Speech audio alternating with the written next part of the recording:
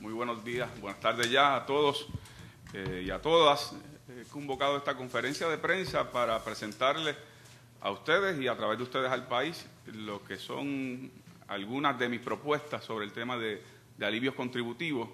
Primeramente, quiero indicar que me acompaña en esta conferencia de prensa parte del equipo de programa de gobierno que estuvo reunido hoy en la mañana trabajando los asuntos generales del programa que habremos de presentarle al país y que en particular me acompañan el doctor Francisco Catalá, el licenciado Carlos Frontera y el doctor Edwin Irizarry Mora, que son los que están manejando y coordinando específicamente la parte de desarrollo económico y de cuyas propuestas e ideas se nutre y se recogen en lo que voy a presentarles hoy a ustedes.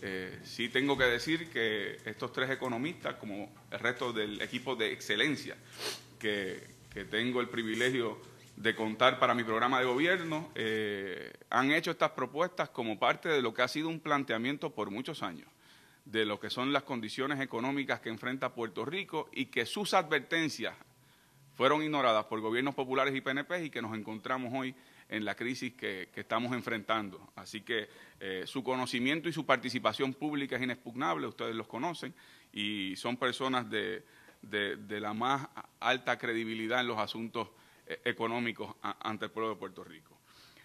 Las propuestas que voy a presentarles buscan armonizar dos objetivos fundamentales, el de lograr justicia social y equidad, ampliando la base contributiva y aumentando los recaudos del país. En ese sentido, nosotros en Puerto Rico enfrentamos una crisis económica de la cual el gobierno no está exento y que, sin embargo, la visión que ha habido por parte de los gobiernos de turno ha sido que ante la crisis, quienes tienen que pagar los platos rotos son la clase media, los asalariados, la clase trabajadora del país. Estas propuestas están dirigidas precisamente para aliviar ese sector de la población y sí colocar e imponer responsabilidad contributiva a aquellos sectores económicos del país que han gozado de un ambiente de impunidad y de privilegios permanentes en los gobiernos rojos y azules. Como primer paso, propongo la eliminación del impuesto del IVU, que como saben se paga actualmente un 7% y que crea un problema de progresividad. De regresividad. El que es más pobre pues tiene un impacto mayor en su bolsillo, mientras que el que tiene más ingresos pues no tiene el mismo impacto. Nosotros queremos enfatizar en un régimen progresivo en donde las contribuciones se paguen de acuerdo proporcionalmente a los ingresos que reciba el individuo, y esto sería un alivio sustancial para la familia puertorriqueña. En segundo lugar, aunque parece no estar estrictamente vinculado al tema contributivo, es muy importante el tema de los sistemas de retiro del gobierno, que los estimados es que de aquí a 5 años pues, puede colapsar el sistema de retiro. Nosotros estamos proponiendo que el gobierno haga una aportación inicial, inmediata y sustantiva, es decir, extraordinaria, en lo que entonces se hace un estudio actuarial para poder establecer una tasa fija que sea mayor a la que actualmente está invirtiendo el gobierno de Puerto Rico. En tercer lugar, nosotros estamos promoviendo que haya un aumento en la base del recaudo contributivo, imponiendo una tasa básica contributiva a las corporaciones que gozan de incentivos contributivos de hasta un 10% sobre el ingreso neto de operaciones y estableciendo que no pagarían menos del 5%. Esto es un dato importante de parte de nosotros, porque conversábamos en la mañana de hoy, como hemos conversado estos días el grupo de economistas y este servidor. Actualmente el gobierno ha dependido para mantener su funcionamiento de la imposición de un 4% a unas filiales de corporaciones extranjeras, que fue la tabla de salvación de este gobierno para incluso aprobar una reforma contributiva tímida, pero ciertamente fue un paso en la dirección correcta. Nosotros entendíamos y entendemos aún que esa imposición contributiva a esas corporaciones debe ser mediante un impuesto permanente y fijo de un 10%, y que ha quedado probado, contrario a lo que se decía anteriormente, que si esa idea del PIB se le daba paso a esas corporaciones iban a hacer sus maletas y largarse de Puerto Rico, ha quedado claro que se han mantenido haciendo negocios y que ha permitido al gobierno tener en un estimado del próximo año, un estimado 1.915 millones de dólares de ingresos, superior al ingreso de los 1.106 dólares que recibió el gobierno mediante el cobro del IVU. O sea que el ingreso que ha recibido el gobierno por el 4% que le ha impuesto a esas filiales es mayor que el recaudo que se ha hecho con el IVU. Si se aprueba nuestra propuesta, la de la imposición de un 10% y nunca menor de un 5%, las recaudaciones ascenderían a 3.300 millones de dólares para el gobierno de Puerto Rico, lo cual permitiría verdaderamente hacerle justicia contributiva a la familia puertorriqueña y permitiría la eliminación del IVU, del impuesto de ventas y usos. Así que esto es una punta de lanza en lo que tiene que ser una revisión de lo que son los sistemas contributivos en Puerto Rico y que ha quedado demostrado que la fórmula del PIB funciona y que es superior a las que se han aprobado para aliviar la carga que lleva a la clase media, trabajadora y asalariada en el país. En cuarto lugar, proponemos restablecer a un 20% lo que es la imposición contributiva a las ganancias de capital, que como saben fue reducida del 20 al 10% bajo la administración de Sila Calderón, y que esto permitiría recaudar el doble de lo que actualmente se puede estar recaudando en ese renglón. Y finalmente, revisar el esquema de deducciones y créditos contributivos para individuos y corporaciones que, como saben, ha generado un régimen de desigualdad y privilegio en donde usualmente, por no decir en la inmensa mayoría de los casos, esas deducciones y esos créditos van dirigidos a una clase económica acaudalada y no va dirigido a atender el problema de la clase media asalariada, la clase baja y la clase trabajadora del país.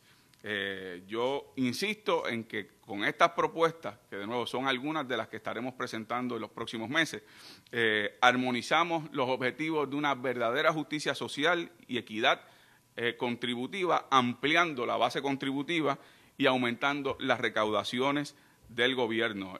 Este aumento de recaudaciones también estaría dirigido en su momento para el financiamiento de lo que yo he llamado el Fondo de Desarrollo Nacional para incentivar la economía, a la vez que también ayudaría a ejecutar los objetivos del Plan de Incentivos Industriales y la operación de lo que también yo propongo, y en su momento daré más detalles, que es una compañía de fomento empresarial redirigiendo lo que es la visión ahora mismo de la compañía de fomento industrial. Pero estamos convencidos que estas son las propuestas que contrastan con lo que ha sido la visión de los otros candidatos. En el caso del candidato del PNP, lo que ha hecho es imponer una contribución limitada, que no es permanente, es transitoria, de un 4% que se reduce anualmente a unas filiales extranjeras. Y en el caso del candidato del Partido Popular, que ha dicho que eliminaría incluso la imposición de esa contribución a esas corporaciones o esas filiales de corporaciones extranjeras. Así que hoy,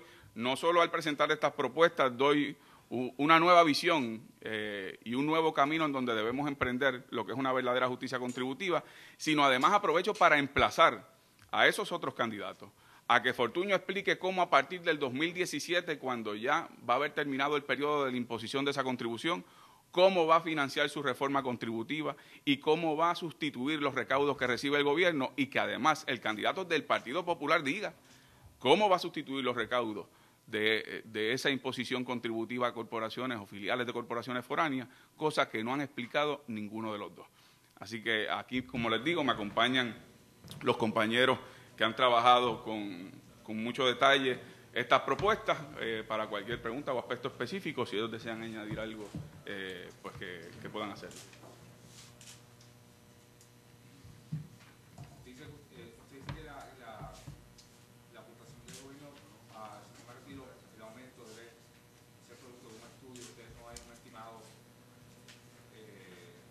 No hay, habría que hacer un estudio actuarial. El estimado que hay es que de aquí a 5 años colapsa el sistema, no es suficiente. Habría que hacer un pago a la luz de ese estudio actuarial, un pago significativo, un pago sustancial, extraordinario, para luego estabilizar las tasas y que se pague más de lo que se está pagando en estos momentos, y de lo que incluso creo que hay por ahí un proyecto que sugiere aumentar las tasas de pago, pero aún así es insuficiente.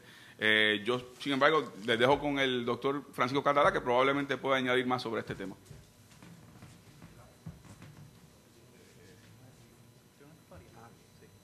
Bueno, fíjate, aquí tenemos varios sistemas de retiro. El sistema de retiro de Lela del gobierno central, que es el que tiene el déficit actuarial más significativo, el de la Jama judicial, el de los maestros y más ya aparte el de la Universidad de Puerto Rico, que está en mejor condición, aunque también tiene un déficit actuarial.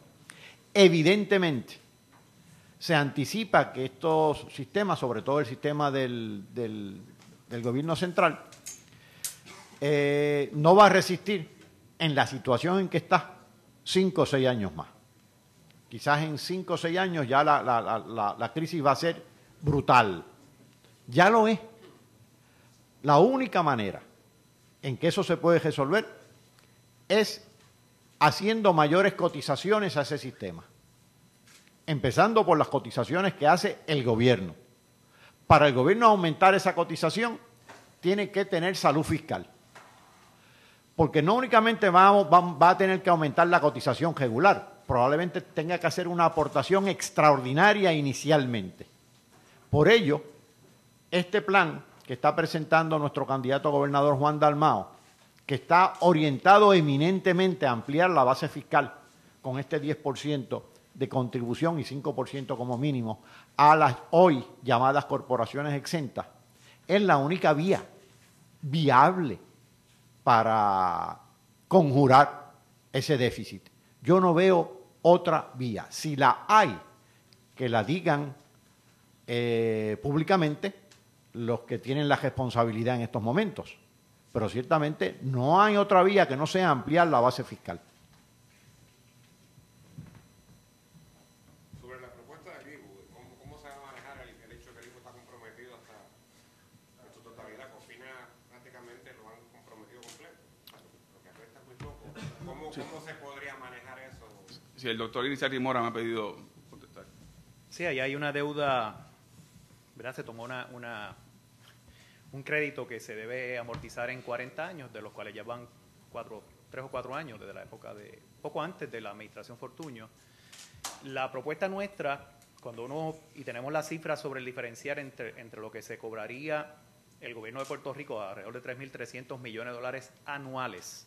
Si le imponemos una tasa contributiva a la repatriación de ganancias de ese 10%, la diferencia con respecto a si no se cobra el IBU es tan grande que da incluso para pagar para asumir el compromiso de la deuda, es decir, para pagar los intereses e ir amortizando el principal de ese crédito de 40 años. Y en segundo lugar, como decía muy bien el licenciado Dalmao, es lo que significará la base contributiva para poder llevar a cabo el resto de las obras de gobierno.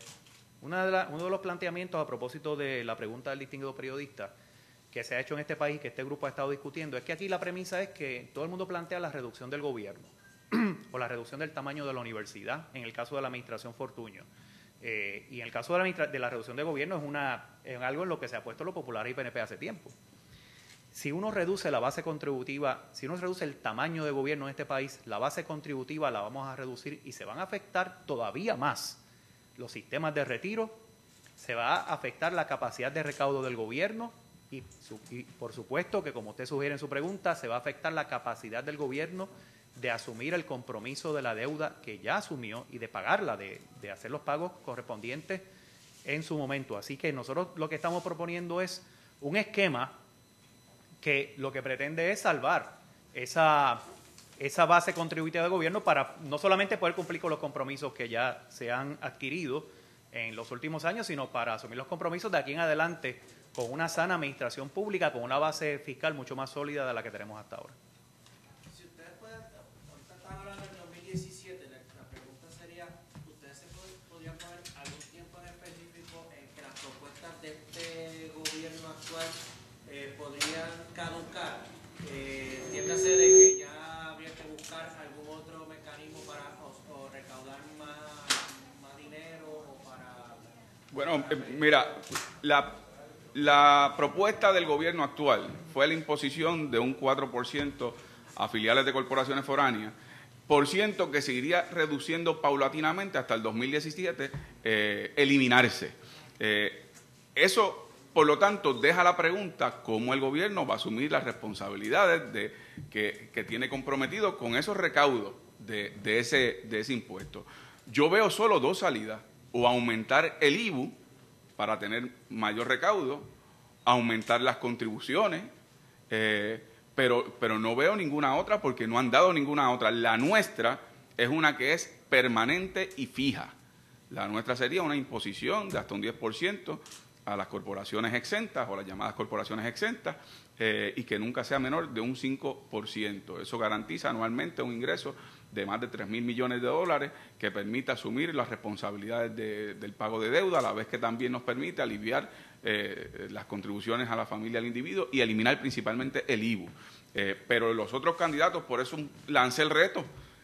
García Padilla ha dicho que él va a eliminar la imposición contributiva a las filiales de corporaciones foráneas, pues que diga con qué lo va a sustituir. Y además el gobernador Fortuño le ha impuesto una fecha límite, el 2017, pues que diga con qué lo va a sustituir o con qué se va a sustituir, pero no han dado ningún tipo de explicación. Esta propuesta que yo hago es una propuesta que ha probado ser eficaz, como es el caso de la imposición tímida, limitada y temporera que hizo la actual administración, y que en segundo lugar tiene un carácter permanente, tiene un carácter recurrente, y en ese aspecto contrasta con lo que ellos le han presentado al país. Pero, o sea, ¿sería sabio mantener un sistema económico basado en proyecciones de 5 años? Sí. Porque, o sea, usted dice que en el 2017 va a haber que buscar otras alternativas. O sea, ¿es sabio estar implantando modelos de impuestos, lo que sea, con vigencia? Bueno, ciertamente se puede. Lo que pasa es que, como te digo, la nuestra no caduca en el 2017, es la del gobierno, que se va reduciendo. La nuestra iría permanentemente. ¿Es sabio que un gobierno haga un plan basado en 5 años? No, hombre, claro que no. Por eso es que nosotros criticamos, de hecho, tanto el compañero Francisco Catalá como el licenciado Fernando Martín, como este servidor, comparecimos a las vistas públicas criticando el proyecto de ley que se había presentado del 4%, precisamente porque era un parche. Eso no atendía el problema de fondo, eso no atendía el problema de recaudos del país, al contrario, era muy tímido, era temporero. Pero sí planteamos en esas vistas públicas que al menos era un paso en la dirección correcta de lo que había sido una propuesta del PIB, de que aquí, que se ha dicho que todo el mundo se tiene que ajustar el cinturón, había unos sectores económicos, particularmente estas corporaciones extranjeras, que se trataban como si no tuvieran cinturón. ¿Podría ese 2017 o puede colapsar ese modelo antes de los 5 años? Bueno, podría colapsar antes de los 5 años si al reducirse poco a poco la tasa contributiva que se le ha impuesto no es suficiente para los recaudos que se estaban. En Hacienda tienen esa proyección y en efecto ellos están apostando a que eso fuera suficiente para que en el año electoral pudieran repartir los bombones. Pero aquí realmente eso fue una movida estrictamente electoral que no estaba dirigida a que se atendiera de manera permanente y continua la crisis económica que enfrenta Puerto Rico. Una pregunta adicional. Entonces, yo quisiera volver a la eliminación del IVU. El planteamiento y la propuesta es regresar al sistema del arbitrio general contributivo. No, con el ingreso que se recibiría no es necesario regresar al arbitrio general. De hecho, en aquel momento, cuando se debatió esto, tú recordarás, ante la propuesta de Acevedo Vilá, que tenía el concurso del PNP, lo que había eran algunas discrepancias. Nosotros habíamos propuesto que el arbitrio general se podía eliminar también, sin imponer un IVU, adoptando esta propuesta que nosotros estábamos haciendo. Porque la excusa del IVU era que se eliminaba el arbitrio general, finalmente los precios no se redujeron, como el propio candidato del Partido Popular dijo que iba a ocurrir como secretario de DACO. Ustedes lo recordarán como niño símbolo del IVU con el rótulo aquel en algunas megatiendas en Puerto Rico. Y esa es la realidad histórica. Y no se redujeron los costos. Y realmente el IVU tuvo un impacto regresivo en el bolsillo de la clase trabajadora, asalariada en el país. Y no se le dio paso a esta propuesta. Por lo menos, al darse tímidamente un paso en esta administración, se rompió con aquel muro de objeción de que esas corporaciones ni con el pétalo de una rosa se les podía tocar. Bueno, pues por lo menos, aunque fuera tímidamente, se les impuso ese 4%, y nosotros estamos insistiendo que ante la experiencia de que se ha recaudado más dinero con esa imposición contributiva que incluso con el IVU, que como saben aquí cerca del 50% de los comercios no le están ni reportando. Con esta propuesta aliviamos el bolsillo de la clase trabajadora y asalariada del país, podemos eliminar el IVU, no hay que regresar al arbitrio general, y nos permite unos recaudos suficientes para asumir la responsabilidad de la deuda. Estimado, El estimado de recaudo es 3.300 millones de dólares. Para que sepa, el recaudo del 4%, si lo mides anualmente, porque lo que lleva son unos meses, anualmente son 1.900 millones de dólares del 4%, y el IBU, el año pasado, lo que recogió fueron 1.106 millones de dólares, por debajo de la imposición del 4%.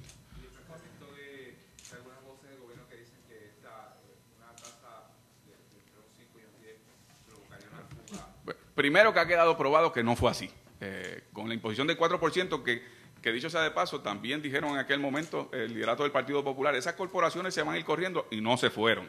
Pero además aquí hay que adoptar una visión a nivel competitivo mundial en términos de inversión de estas corporaciones. Aquí pueden haber unos beneficios no contributivos que le ofrezca el gobierno a estas corporaciones, que hagan de Puerto Rico un lugar competitivo como lo hacen otras jurisdicciones y otros países, ya sea, por ejemplo, beneficios no contributivos en financiamiento para la expansión de infraestructura, en lo que es el adiestramiento de mano de obra, lo que puede ser garantía y eficiencia en los servicios energéticos de agua, que muchas de estas empresas dependen de ellos para la producción de sus productos, valga la redundancia. Eso que podemos adoptar otros modelos para que Puerto Rico sea competitivo, pero aquí, afortunadamente, ya esa respuesta, Lenín, está dada en la práctica, y es que se les impuso un 4% y no se fue empresa alguna. Por esa razón. Se han ido otras porque hay en otros sitios que con mayor competitividad, y aun cuando le cobran más contribuciones, prefieren irse, porque no solo reciben esos beneficios no contributivos, sino que además cuando van a pagar sus planillas en los Estados Unidos, el Código de Renta Interna Federal les permite un crédito porque ya pagaron contribuciones en esta jurisdicción. Así que, francamente, aquí la pregunta no es si van a pagar. Actualmente pagan. Cuando repatrian su ganancia a los Estados Unidos, tienen que pagar la contribución en los Estados Unidos. Aquí la pregunta es, ¿dónde van a pagar? Y nosotros estamos proponiendo que paguen en Puerto Rico y reciban el crédito allá de lo que es la repatriación de sus ganancias. En otro tema, me gustaría conocer cuál es su opinión sobre el escrutinio electrónico, tomando en consideración el proceso allá. Mira, el Partido Independentista Puertorriqueño, y particularmente yo como comisionado electoral, favorezco que se adopte un sistema de escrutinio electrónico que permita no solo la agilización del proceso, sino que además coloque a Puerto Rico a la altura de los avances tecnológicos a nivel electoral. Siempre he dicho que eso no puede ser al costo de la confiabilidad y la credibilidad del proceso. Aquí en Puerto Rico podrán haber diferencias en cuanto tardan unos resultados, o puede haber habido diferencias en su momento en términos legales sobre cómo se adjudican determinados votos, pero no se ha planteado en tiempos recientes dudas sobre el sistema, y eso es lo que hay que proteger. Pero creemos en el escrutinio mecanizado, sabemos que hay unas objeciones en la Comisión Estatal de Elecciones actualmente, particularmente creo que el comisionado del Partido Popular ha presentado unas objeciones. Sé que está en un proceso de evaluar a unas compañías, y ahí el comisionado electoral del Partido Independentista está teniendo su participación, y en su momento pues podrá hacer los anuncios correspondientes. Pero ciertamente hay que dar paso en esa dirección. ¿Y a su juicio lo que pasó ayer? La fluidez en que estaba llegando ese resultado, ¿cómo usted lo trata? Mira, en primer lugar yo creo que hay espacio para mejorar. Estamos en un escenario donde hay nuevos comisionados electorales de los partidos que tuvieron primaria y un nuevo presidente. Creo que el propio presidente ha reconocido que hay un espacio para mejorar y que hay que ajustar tuerca.